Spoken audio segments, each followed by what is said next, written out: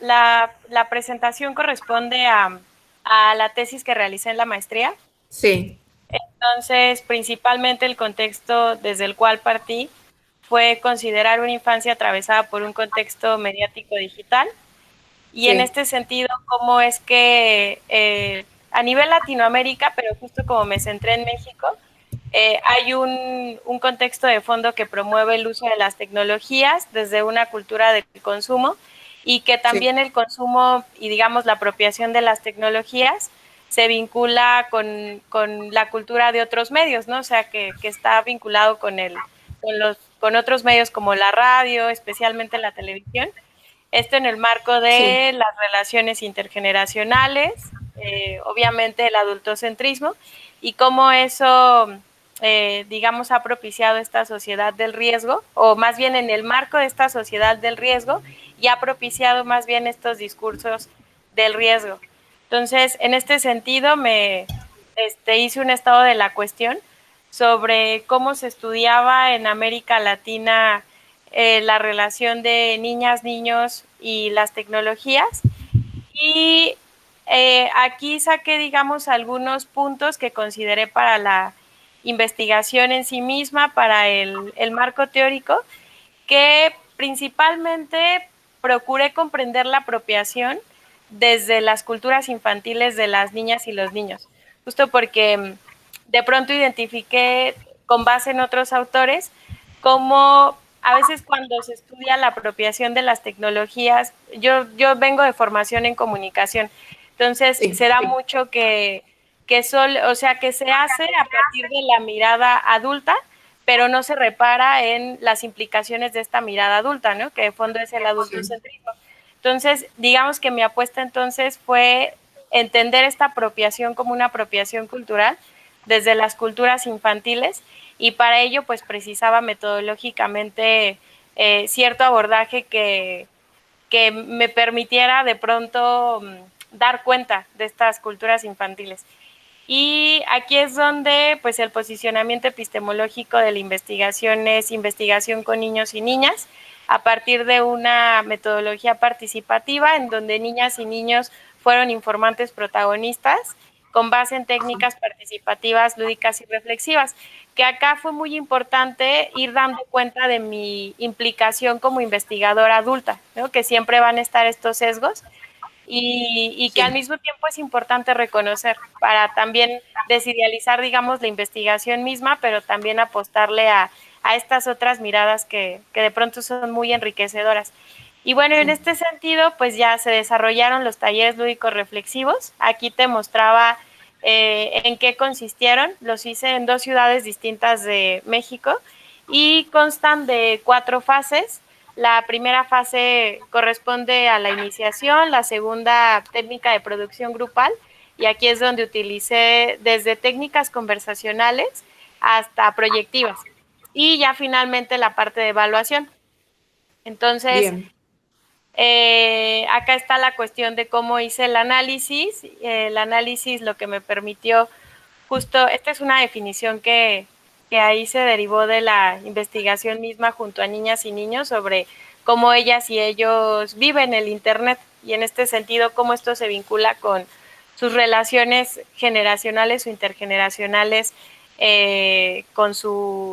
especialmente familiares. Eso fue lo que al final fue muy interesante, que yo entré como tratando de identificar el campo, es decir, dónde para ellas y ellos era como más significativo, digamos, las tecnologías, en qué entorno salió la familia y eso que fue antes de pandemia, o sea, todavía me tocó este trabajo de campo antes de pandemia.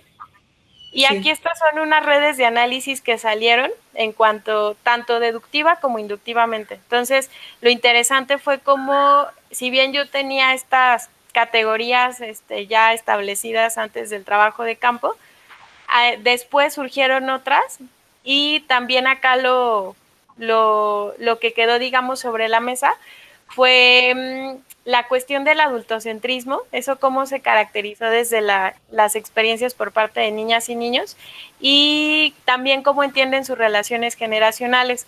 Entonces ya con base, digamos, en esta primera experiencia que fue en Ciudad de México y después tuve otra en Guadalajara, fue que se enriquecieron los códigos, y varios de estos códigos se enriquecieron con propiedades, ¿no? Que de pronto era lo que faltaba, y al final eso fue algo bastante interesante. Y ya en cuanto a la discusión, y es lo que dejé y dejo sobre la mesa y me ha permitido después todavía durante la pandemia seguir con estos talleres ya en línea porque eran presenciales, fue cómo el género y las diferencias etarias es algo que ya han dicho otras investigadoras e investigadores, pero justo dar cuenta de esto y profundizar en ello es súper interesante. Y también la cuestión de la clase social, ¿no? Que se quedó ahí sobre la mesa como un pendiente. Cómo también estas culturas de pares dependen de los mundos adultos, y en este sentido también hay una reproducción interpretativa, la presencia cotidiana de Internet y en relación a otros medios, cuestión que ahorita con la pandemia pues se ha acentuado, pese y también frente a las brechas digitales y también de género. También aquí lo que te comentaba hace rato en relación a la familia, también cómo niñas y niños se apropian esta noción del riesgo desde los mundos adultos, ¿no? Que muchas veces te vienen digamos, a contar lo que escuchan por parte de mamá y papá. Claro.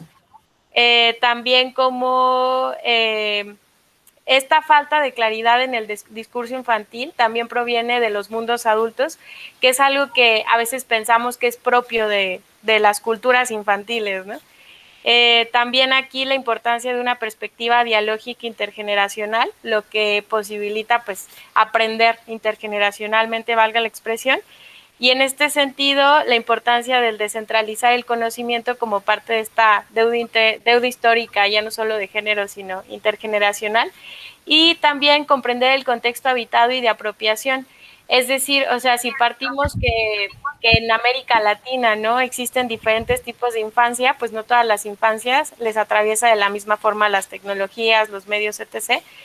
Y acá algo igual interesante, comprender y fomentar procesos educativos intergeneracionales, reconocer y conocer la agencia infantil en sus múltiples manifestaciones, y aquí me parece que justo una propiedad, categoría o forma de entrarle que ya se ha dicho y se ha hecho sobre la misma es autonomía. También acá los niños y las niñas como agentes, sujetos, informantes e incluso co-investigadores. Claro. Y la importancia de que esta perspectiva de derechos, que incluso podemos asumir como investigadores, investigadoras, también se centre no solo en la protección, sino en la participación misma.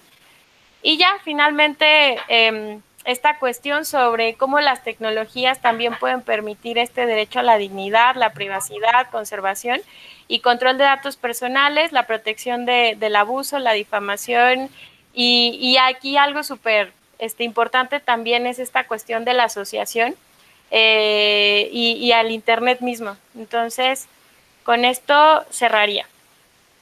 Bien, Itzel pregunta, ¿y sabés si en México, o sea, dónde era esto? En México, sí. Ajá, sí, sí, sí. ¿Sabés si hay regulación por parte del Estado de estas cosas? ¿O está empezando a ver? ¿O cómo es lo actual? No hay regulación, como tal Ah, no ok. lo hay.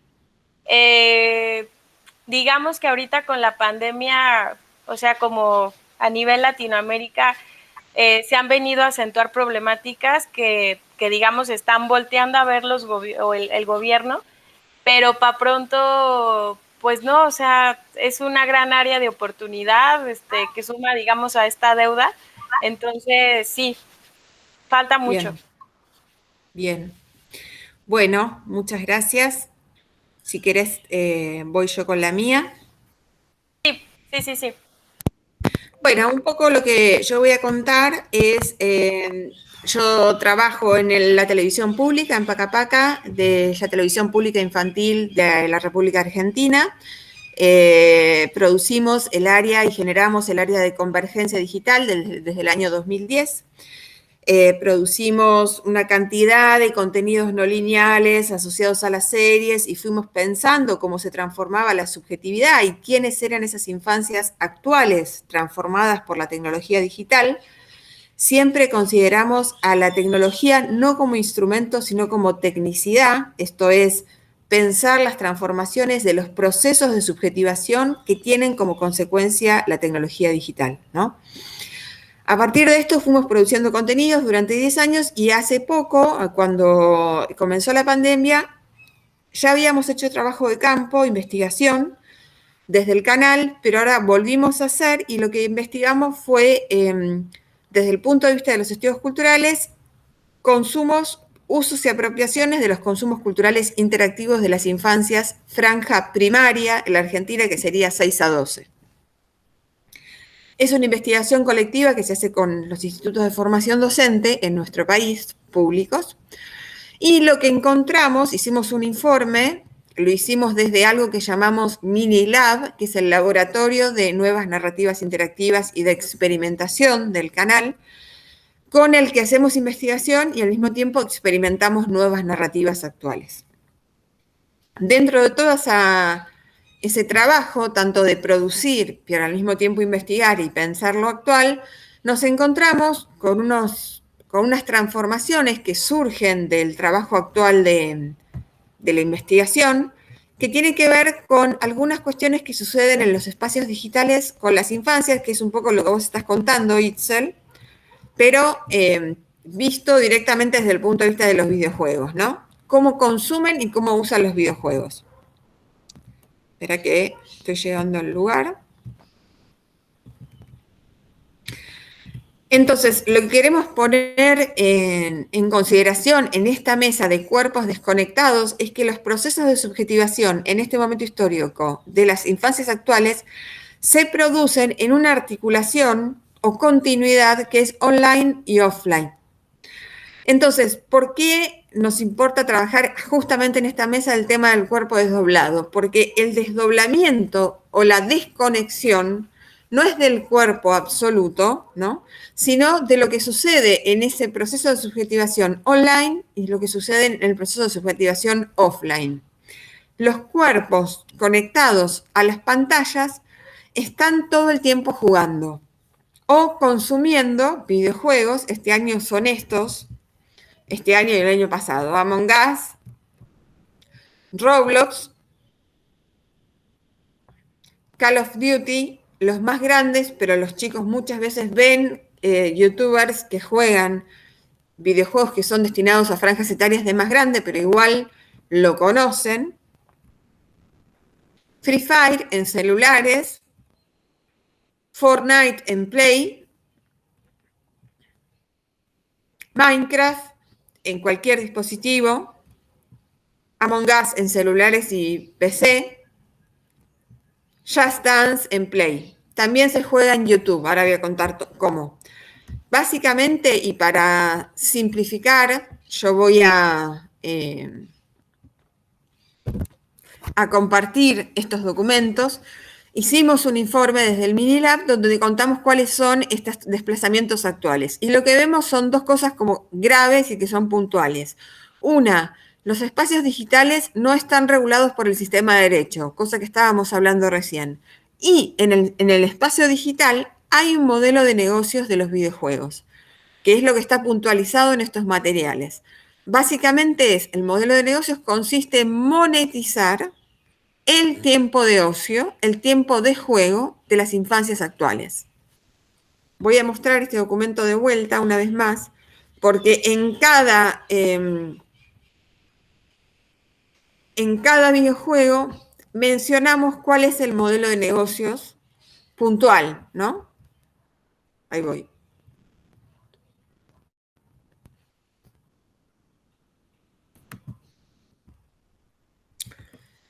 En cada videojuego el análisis es cuál es el horizonte de interpelación, es decir, hacia dónde, qué modo de ser, cuerpo, además, provocan los videojuegos como discursos actuales, cuál es el modelo de monetización por videojuego, ¿no? y cuál es el sentido común que disputa ese discurso a través del videojuego, ¿no? En cada caso están estos 3 ítems. Entonces, la dinámica es, el juego interpela a jugar a un juego que se propone infinito, ¿no? Y que ya desde el año 2018-2020 inhabilitaron los videojuegos de mercado la posibilidad de pausa. Por lo cual, si los chicos dejan de jugar, pierden la vida o los excluyen del clan. Entonces, el modelo de negocios contemporáneo es monetizar el tiempo de ocio y de juego. Se le pide al cuerpo orgánico que juegue infinitamente a través del avatar, pero el cuerpo orgánico no puede responder esa demanda. Tiene que descansar, tiene que dormir, tiene que comer, etc. Entonces, las consecuencias de todo esto son las consecuencias políticas que surgen a través del cuerpo, ¿no? Las infancias creen que el juego es libre, que es además sin fin, pero el cuerpo orgánico empieza a manifestar padecimientos actuales respecto de este modelo de negocios que no está regulado por el sistema de derecho. Voy a poner acá en el chat para que conste y para que quede los materiales, el informe del Minilab de Pacapaca. Lo voy a mostrar para que lo vean, para que quede grabado, pero lo pueden leer con detalle.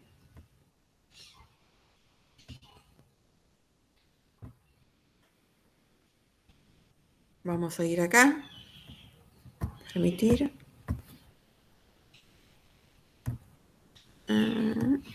Acá está. ¿Se ve, Itzel? Sí, sí se ve. Bien. Este es el informe. Entonces se cuenta un poco el contexto. Se hizo desde el punto de vista de los estudios culturales en campos situados, en colaboración con los institutos de formación docente, o sea, con profesores, cosa que se puede hacer y se puede replicar en otras instancias y sería clave poder replicarlo, porque nadie de los adultos o de las instituciones modernas que conocimos en la modernidad, ¿no? La escuela, el Estado, etcétera, se mete a las pantallas a ver cuáles son los modos, cuáles son las dinámicas de juego, las mecánicas y qué es lo que sucede ahí. Entonces el informe cuenta todo y tiene al final como ciertos desplazamientos actuales en relación a todo el contexto de apropiación donde se inserta el videojuego. Una cosa clave es la adicción que surge en muchos de estos escenarios por parte de los chicos cuando, por ejemplo, dicen no puedo dejar de jugar o esto es un vicio, y uno empieza a entender, cuando analiza los modelos de negocios, cómo el mercado interpela al juego infinito para monetizar ese tiempo de ocio, esa energía cognitiva, sin regulación de ningún tipo. Entonces, esta adicción que se ve o esta manifestada adicción que se escucha en las infancias tiene que ver con los modelos de negocios que propone la industria de los videojuegos en un espectro de telecomunicaciones que no está regulado por el sistema de derecho. Bueno.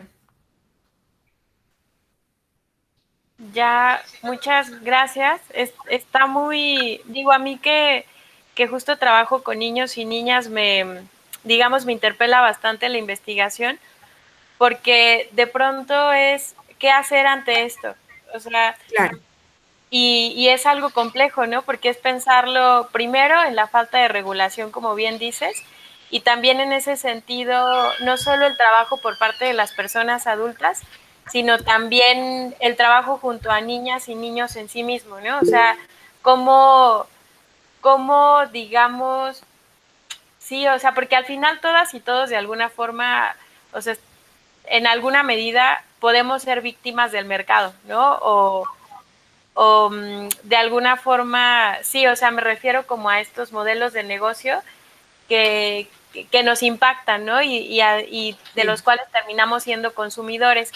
Y en este caso con los videojuegos, como con niños y niñas, acompañar eso, cómo brindarles herramientas, no lo sé.